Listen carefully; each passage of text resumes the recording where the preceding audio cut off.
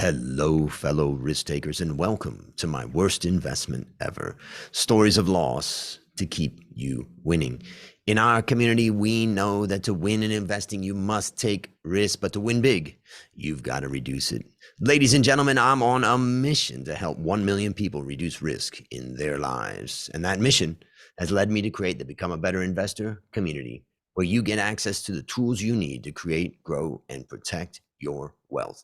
Go to myworstinvestmentever.com right now to claim your spot.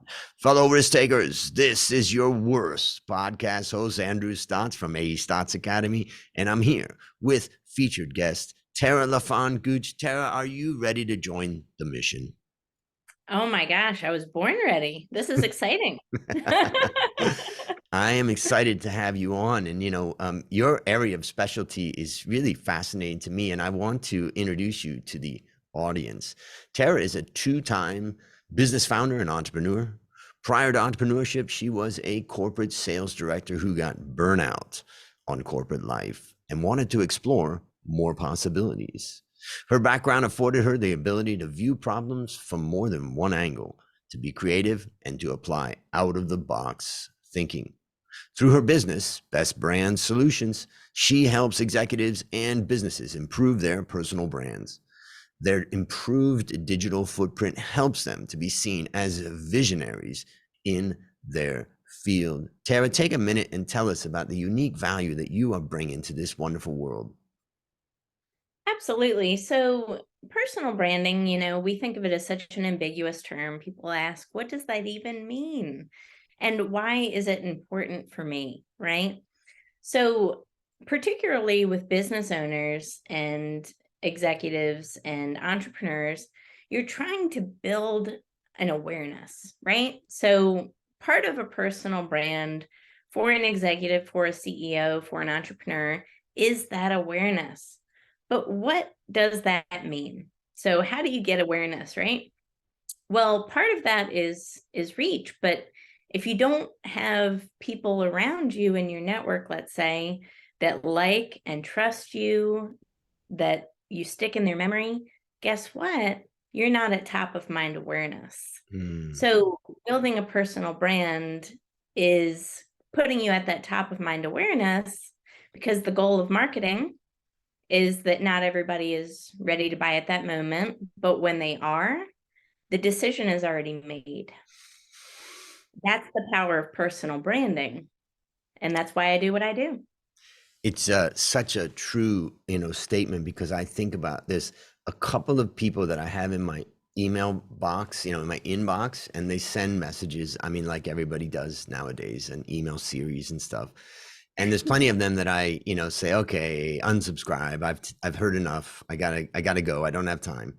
But there's a few of them I just leave in there because, yeah, I like what they say, but it's not time right now. And then I remember, clicking on one of them and just immediately buying after having that email in my email box for about a year, coming in with new ideas and stuff. So I just had it's like on the peripheral vision, I could see that person's what was going on, but I just didn't have the time, the bandwidth, it just wasn't time. But when it was, I immediately clicked on it and bought from them. So I know what you're talking about is, is so critical. And, one of the other things I wanted to ask you about, we were looking at LinkedIn and talking about LinkedIn, and what you've helped me now thinking a little bit more about my LinkedIn profile, and what you've on your LinkedIn profile, you've made it pretty clear. Here's my position, my job, and number two, here's the value that I bring, and here's who I bring it to. And number three, here's a call to action, DM me or click on the link below to access this. And maybe you can just help the audience out there, because I know a lot of people, the default for LinkedIn is like, I don't know, your position, senior executive vice president of, and most people don't even think about even changing that. But can you give some advice to the listeners and the viewers about, how to handle that headline and why that headline is so important? Your headline is so important, guys. Really, it really truly is. So your headline, so think about this when you comment on someone else's post. So let's say, Andrew, I go ahead and comment on your post, And then there's a bunch of second degree, third degree connections on that same feed that have never seen me before. Well, that's a first impression of me, right? And what do they see when they see that comment? Well, they see a picture, hopefully. And if there's anybody listening that does not have a profile picture, do that immediately. So that's your call to action. That is the first thing. Then the second thing they see when they see that comment is that headline. So that headline is your billboard. It is telling the world who you are, what you do, who you serve, and why you help them with that problem, and what solution you solve for them, right? And then it should have a call to action at the end that gives explicit instructions of your best method of contact. And you got to make it really simple. You have to make it concise, and you have to make it very self-explanatory, because you get such an instant impression, just quick 5 seconds at that first impression, and then somebody could be on to the next. So what is it about your headline that makes me want to connect with you in 5 seconds? Because that's all you have. Yeah. And to read out, I'm just going to read yours out to the audience. I train corporate executive teams and CEOs how to increase sales, get more clients, and increase reach on LinkedIn through personal branding, and sales training. And then you say, DM me to book an appointment. So really straight to it. This is who I help. This is how I help them. And I think that that's a good lesson. And you've got me thinking, you and I talked about mine and my headline. I take a different tact in the sense that I have been focusing on something that's like really unique. And now I'm going to the branding thing that you talked about and at the beginning. But what I've done is focus on, I'm the worst podcast host. I love that. Of my worst investment ever podcast. Yeah. And so you could say that I'm kind of going for shock value, like, or unique value. But I mean, I can tell you that I value companies. I can tell you that I invest money. I can tell you that I fix companies' account, finances and stuff.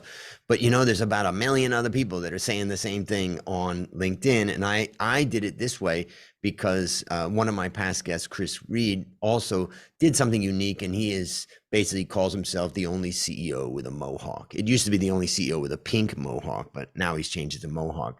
And I saw that kind of uniqueness, given that I'm a little guy in a little town and I want to have a bigger profile. So what are your thoughts on that? Absolutely. And my answer is, it depends on my brand. That's why it's a personal brand. It's unique to you. Yeah. But it also has to signify something to your target audience. So my specific target audience are executives, right? So primarily director or above, C-suite level CEOs. I make it very clean, very professional, because it's targeting a specific type of person, but it's also part of my brand and who I am as well. So, what works for some won't work for all. Yeah. And, but finding that uniqueness about you is totally fine to put in your headline. Make it unique, make it stand out, make it memorable. But you want to also make sure that it's attracting the right audience, the right target audience for your goals, your career goals, whatever. But that's so important, don't you think? Yeah, definitely. And I think for the listeners out there, I mean, if I was to take away from our discussion here, the first takeaway is fix your picture. Yeah. If you don't have a great and attractive picture, fix it now, because as Tara's mentioned, that's the first thing that people see if they see your comment on something or whatever. Number two, fix your headline and try to bring into it who you help, how you help them, what results you get, so that people can see exactly what you do. And I think that's out of this, my feeling is I've got to do a little bit more work on mine in that space.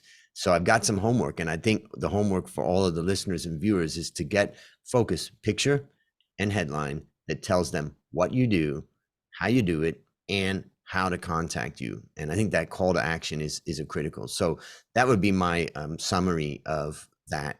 Great advice. And for everyone out there, I'll have a link to Tara's LinkedIn and all the other contact information so you can learn more. And She's actually, aren't you coming out with a new thing? I see the LinkedIn personal branding playbook.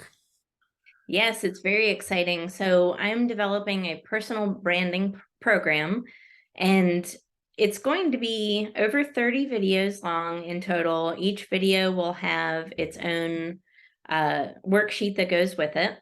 But then beyond that, it's differentiated in the sense that because such a small percentage of people that actually sign up for courses complete it. Hmm. That's why my goal was not to create a course. My goal is to change lives Yep. and help people become the most successful possible version of themselves possible.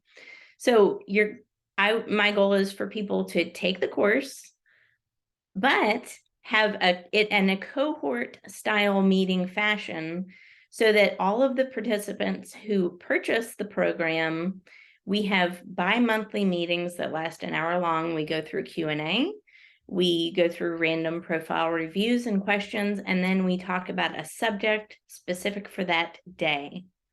So it's a live action event that Mm. helps people take the practices, the tools, the skills that they've learned during the program, watching videos that I've created, and put them into real life action, but also gives that a sense of accountability and community as well.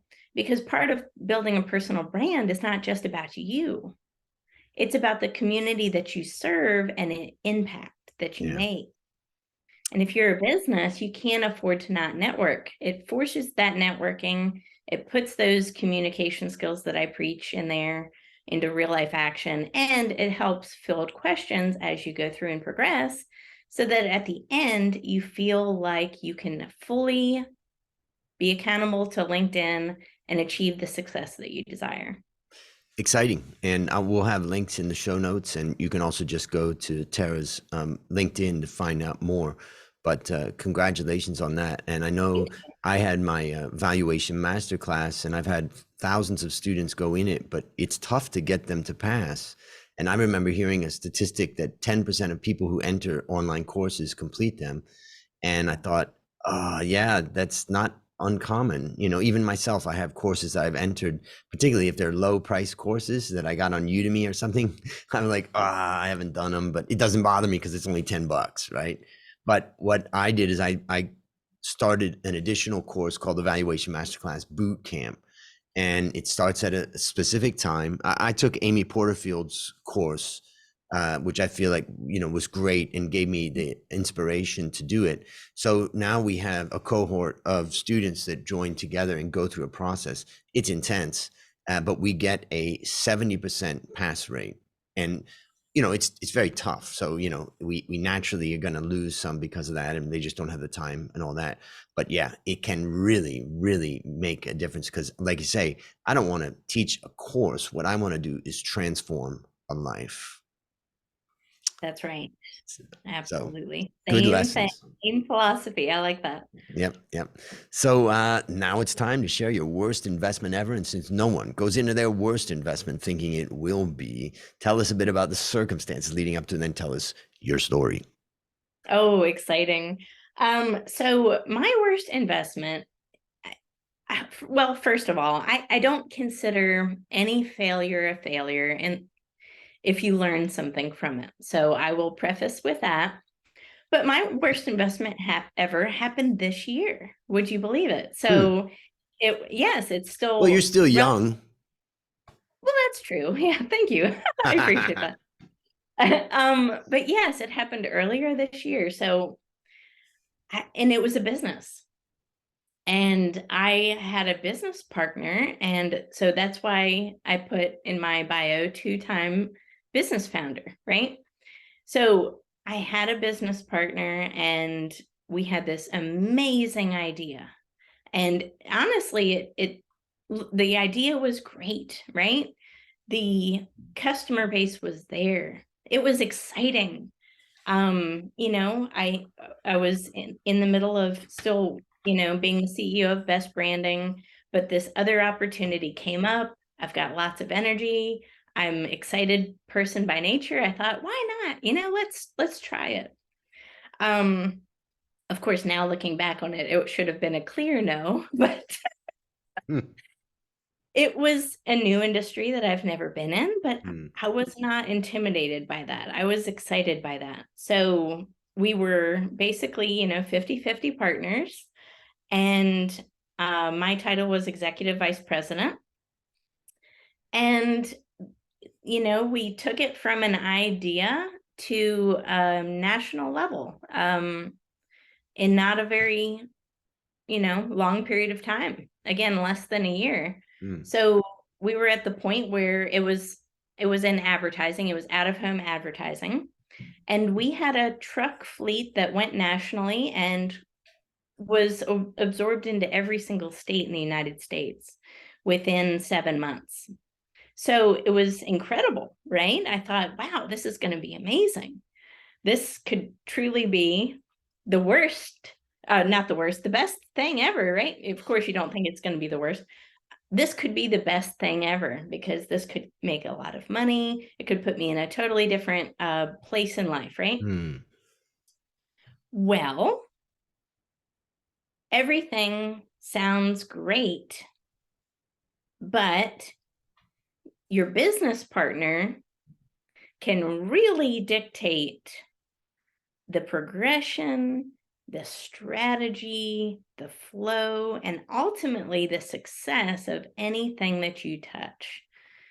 So, my word of caution to any entrepreneur is things look shiny. They look amazing. They look so shiny that you just want to touch it and, be all about that. Don't get distracted and properly vet business partners mm, because, like any investment, it's a time investment. You could put personal funds into it, you could have gotten investor money into it, other partners, potentially customers, and form a customer base and all of these things.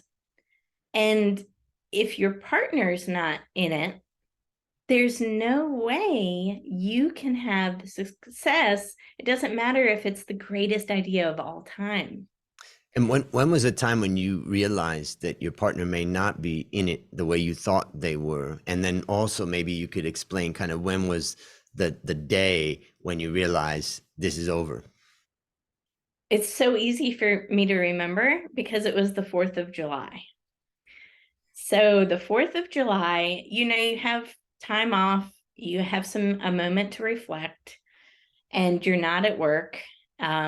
So you're not really thinking about work. You're just kind of hanging out with friends and small talking. And a lot of times that's when your brain kind of calms down and gets into that realization of something's not right. This is not working out. It's okay. And it was 4th of July. I came to that realization and I said, tomorrow I'm gonna make a call and I'm gonna pull out. And I did. And it took a lot of courage. I had spent the prior 5 months like I said, building this up, doing, marketing the company, forming business partnerships. I had a business partner in Croatia that we were going to create a mobile application together. So I had all of these business partnerships. I had a strategy lined up. I had all of these things, but I couldn't be the only one doing all the work. It Mm. just didn't jive. So on the 4th of July, as we're eating our hamburgers, I had that realization and it was a light bulb moment. And I said, tomorrow is it? Yeah. Yep. Just And that simple. and then when you did that call and went through it, was it easy to get out of it, or how was it as far as extracting yourself from that situation? Yeah. I think at the time it was the decision. I thank goodness, I will say this, I'm an Mm, extremely decisive person. So once I decide something, that's it. I don't generally look back in regret or think of different scenarios. I listen to my intuition, and the only reason I failed with this was because I didn't listen to my intuition from the jump. If I would have listened to my intuition from the very start, my intuition would have told me this is going to be the worst investment ever. What was it? What was your intuition telling you? Like, what was that first instantaneous feeling or intuition that you got? You can't be the only one. You just can't. Yeah. You're already running another company. And it clicked as well. Someone told me once, there's no secret industry out there. There's no secret method out there. We have so much access to all the information in the world right now, more access than we've ever had in human history. So nobody has some secret. It's about you have to have a strategy. But you can't be the only one with the strategy. Or if you do have that strategy, it absolutely implicitly must be followed, and it has to be aligned. You have to find alignment in business. Yeah. You cannot have one person that's aligned with the way something should be with the strategy, and then somebody that is totally unaligned and misaligned. You go off the train tracks. You don't succeed. So And how would you? Right. So let's now wrap it up by summarizing the lessons that you learned. 1, 2, 3 for the listeners. Yes. So number one, vet. Do your research, guys. So whatever that is, whatever investment you're working on, make sure you vet it, do your research, ask questions. And if it feels uncomfortable, that's a sign. That's your intuition telling you something, right? Yep. So that's another part. That's part two. So part one is vet. Part two, listen to your gut. Yep. What is your gut saying? Don't listen to what other people say. Listen to that voice inside of you. That's your guiding light. That is something that is very powerful. Don't turn off that light. It's there for a reason. Fantastic. Yes. Maybe I'll share a couple of things I take away from it. Well, first of all, you said something in the beginning, which I think for the listeners out there to, be aware of this, if you ever say this statement, just be careful about it. This is going to take me to a totally different place in my life. Yes. People who are really good salespeople also really can get you excited about that. But the point that I would say is that just be very careful about that, because, there are opportunities that will take you to a different place, but it may not be the place that you want to be. So be careful about that excitement, which is the second thing I wrote down, was the word excitement. Every time that a new opportunity comes, whoa, you're bringing it to me?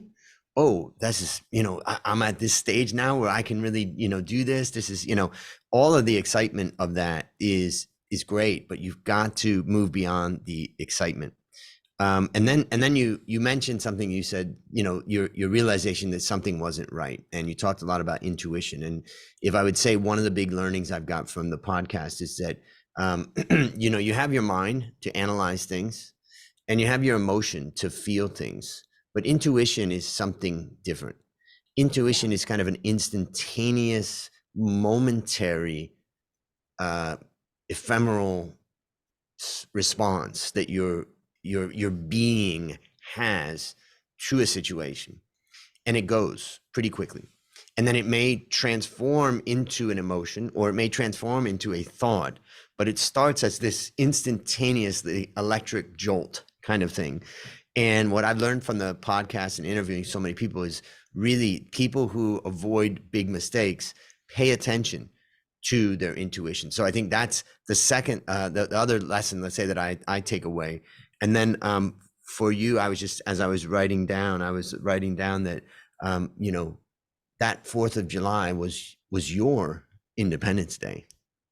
Ooh, I like that. Yeah. I had never thought about it like that. Yeah, I mean, Perfect. you became, you were independent in that you made your independent decision on it. You were independent in that you broke away from something that wasn't, right. And so congratulations on your independence.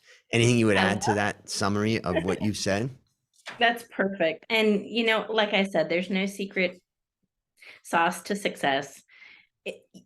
The success comes where you put your energy. Mm. So once I redirected my energy and put it back into branding, which is where it should have been all along, everything changed. And the success that I wanted actually did happen because my energy was directed in the right place. Beautiful. So, and that's a great message for everybody, is protect that energy, because I'm amazed. Every morning I wake up without an alarm clock, and I start very early. I go to the park, I go to the gym, I go exercise, I do early interviews and everything, but I never use an alarm clock. And I'm always amazed that I just wake up with the energy, like it's like a bank account, like God has deposited a certain amount of energy, and I've got it. And by the end of the day, it's gone. It's clearly gone.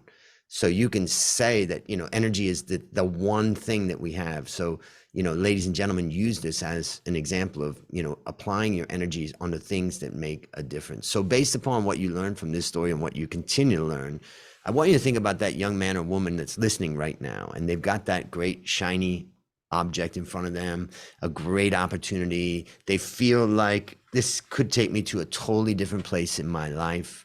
And it could. We can't say that we don't know. However, I want you to think, what one action would you recommend our listeners take in that situation to avoid suffering the same fate? Definitely, the only reasons for failure are, well, there's a lot of reasons for failure, but it's really, you're not thinking big enough on yourself, guys. If you're relying on somebody else to give you success, it's not going to happen. Success comes from within.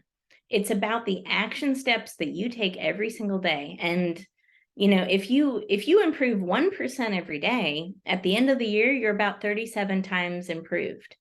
So the action, all the answers are right within you at any point in time. You don't have to rely on an outside resource. It's okay, perfectly fine, to use somebody as a guide, as a helper, as a mentor, as a coach. But to think someone is going to take you there all by themselves, it's not the case. It starts within, and you have to put that daily action in, because if you don't, ultimately, it's you who are setting yourself up for sabotage. The difference between somebody that is uber successful and not is the amount of action they take. And that's it's really the amount of action they take, how strong their vision is, and how much faith they have that it will be done, and it belongs to them already. You got to have that mentality. Amen. Hallelujah. I want to add to the end of You. that. Yes. Yes. that inspired me for my day ahead. So, what is a resource that you'd recommend for our listeners? One of my favorite books, it's called The Science of Getting Rich. It was written in 1910 and it was published, 1910, written by Wallace D. Wattles. It is if it was written today. I have read that book probably 70 times. It is one of the most profound books. And again, if you think success and wealth is not for you and that it's for other people, read that book and read it until it tricks your mind into believing that you too can have the success and wealth that you know you deserve. That's one of the pioneers. You're the first person to recommend that book, but it's one of the pioneering books on that topic. In fact, I have a short course that I'm going to put a link in the show notes called "Don't Read These 36 Books." I read 36 books on achieving your goals, time management, that type of thing, and I summarized it into a very short course. And that, of course, it follows a timeline. And so at the beginning of the timeline is the science of being rich and, that type of stuff. So that was at the beginning of that timeline. So great recommendation. All right, last question. What's your number one goal for the next 12 months? Gosh, I rewrite my goals all the time because they're just not big enough. So my number one goal I want financial freedom. So I didn't start entrepreneurship so that I could be working 60-hour weeks and be stressed out. I started entrepreneurship because I wanted freedom and independence to do what makes me happy, because I want to jump out of bed in the morning and have a fire lit under me, and just that's what I want. I want complete inspiration just out of living. And by showcasing my zone of genius to others and helping other people live better lives. But I want that 100%, that financial freedom and total independence in 12 months. That's my goal. Beautiful, beautiful. Listeners, there you have it. Another story of loss to keep you winning. If you haven't yet joined the Become a Better Investor community, just go to myworstinvestmentever.com to claim your spot. As we conclude, Tara, I want to thank you again for joining the mission. And on behalf of A Stotz Academy, I hereby award you alumni status for turning your worst investment ever into your best teaching moment. Do you have any parting words for our audience? Listen to your intuition, follow your gut, know that you have the power within you already, but take action and take it today. Tomorrow is not promised to anyone. Start today, change your life, and it is possible. And that's a wrap on another great story to help us create, grow, and protect our wealth. Fellow risk takers, let's celebrate that today we added one more person to our mission to help 1 million people reduce risk in their lives. This is your worst podcast host, Andrew Stotz, saying, I'll see you on the upside.